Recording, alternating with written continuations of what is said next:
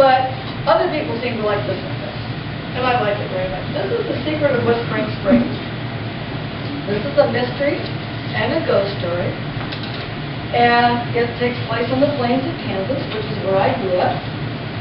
And it's about a 14-year-old girl who moves out onto the prairie and into a big old stone house. And I'm going to read the first chapter of it to you, or most of the first chapter. And then you can talk a little bit about the story and where it goes, okay? And I might read you a little bit of another part. The girl's name is Cassie. She has a little brother named Ben.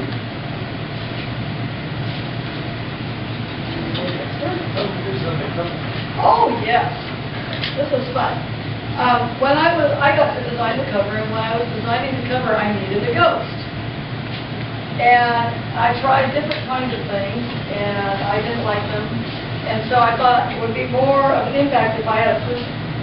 And I was looking for something to use as a person, and I wanted a person that would be from the right period as the ghost and the right age as the ghost.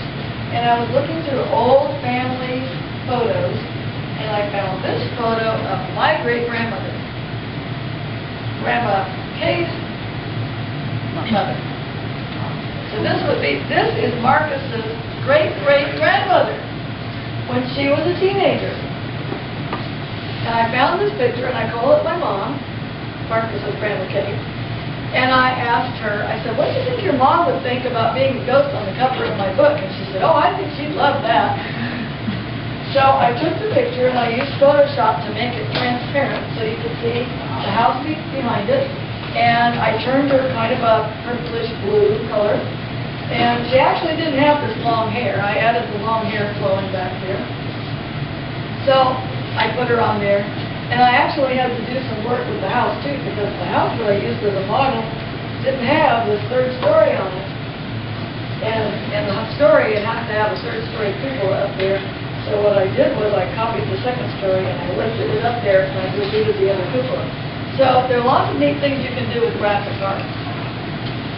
So anyway, now you know this ghost on here is actually a real person who really existed, but we're using a picture of the ghost. Okay? Is the house real? This house in the picture really exists, except that, like I said, I put a third story on it. It's not really haunted. But I don't know, because I didn't ask the owner if it was haunted. I don't know. Yes, Madeline? A long time ago, Really loud. A long time ago, you mentioned something about sometimes weird stuff happened when we read that book. Oh, yes. Does that Remind me. No, remind me about that when I finish reading. Okay, remind me of that. Are you going to say something? You say something about you use one of your animal houses. He said that I used one of my actual houses. There were things, we lived in an old stone house, not this one, but one that was built about the same time, about 100 years ago. And I used details about that house in my mind for the book. Okay? What do you? Also, that book. Yeah, but we're doing this one first. Okay, ready? The house was awesome. A stone mansion. Cassie never dreamed such a house existed way out here on a hidden Kansas ranch. Even with its windows and doors boarded up, it looked magnificent. It belonged to the upscale section of some big city, not out here in the Flint Hills.